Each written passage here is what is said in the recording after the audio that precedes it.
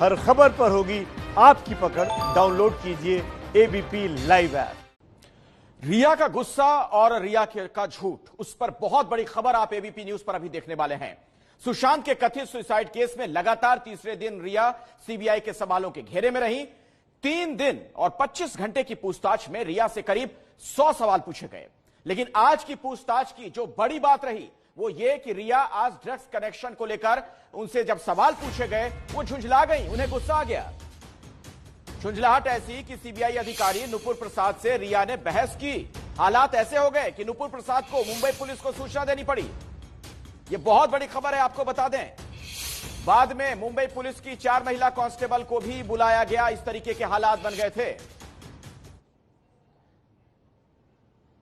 तो बहुत बड़ी खबर आपको बता दें।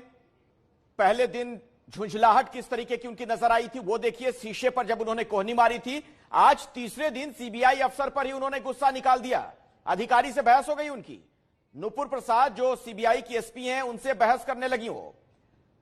आज रिया और सैमुअल मिरांडा को आमने सामने भी बिठाकर पूछताछ की गई है। और यहां से भी बहुत बड़ी खबर आ रही है। सूत्रों के मुताबिक यहां सैमुअल ने रिया की पोल खोलकर रख दी। सैमुअल के खुलासे से रिया चिढ़ गई। सैमुअल ने कहा कि रिया सुशांत के घर के सामने घर के सामान बेचती थी। रिया ने यह कहा कि गैर जरूरी सामान हटाए जाते थे। सैमुअल ने यह भी खुलासा किया कि सुशांत के कार्ड का पिन बिना बताए रिया ने उसे दिया था। इस बात से भी रिया चिढ़ गई। तो आप देखिए किस तरीके से एक एक कर रिया का जो झूठ है वो बेपर्दा हो रहा है। रिया की भूत वाली थ्योरी भी गलत है। यह कहना सैमुअल मिरांडा का, उनके हाउस मैनेजर का, देर रात तक पार्टी होने की वजह से उन्होंने घर बदला था, ना कि जो भूत प्रेत वाली कहानी बताई गई थी। तो आप देखिए रिया किस तरीके से अब झूठ के भंवर जाल में खुद ही गिरती जा रही है। सैमुअल ने क्या बताया, रिया ने क्या कहा था, आपके सामने यह तुलना। मैंने सुशांत के डेबिट कार्ड का पिन रिया को दिया था, यह सैमुअल ने बताया। जबकि रिया ने यह कहा था कि सुशांत शॉपिंग कराता था, वो खुद पैसे नहीं निकालती थी एटीएम कार्ड से। रिया और श्रुति सुशांत के फ्लैट का सामान बेच रहे थे, यह सैमुअल ने बताया। रिया ने क्या कहा था कि गैर जरूरी सामानों को घर से हटाया था, लेकिन हकीकत क्या है यह आज की पूछताछ के हवाले से सारी बातें हम आपको बता रहे हैं।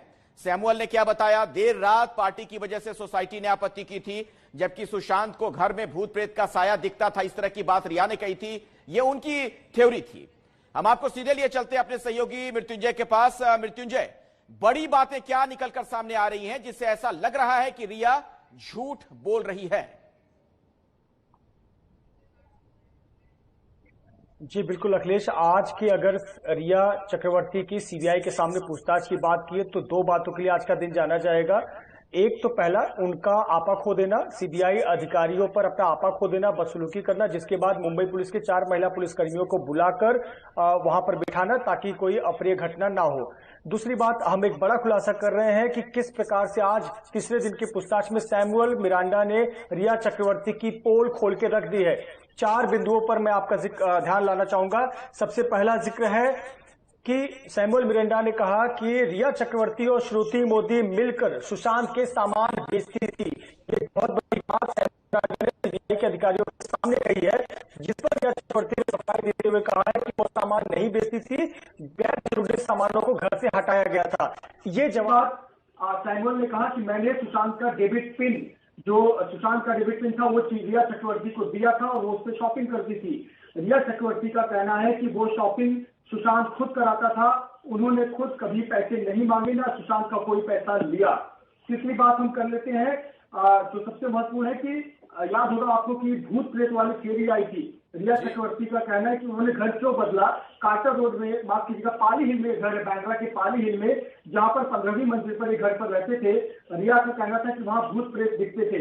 सैमुअल मिरांडा ने एक नई बात बताई है। सैमुअल मिरांडा ने कहा कि वहां देर रात तक पार्टी होती थी, इसकी आवाज आती थी और आवाज होने पर सोसाइटी के लोग ऑब्जेक्शन लेते थे।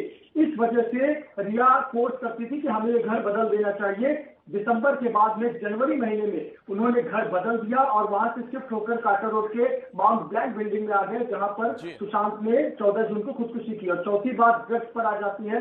ड्रग्स पर दोनों की बोलती बंद हो गई।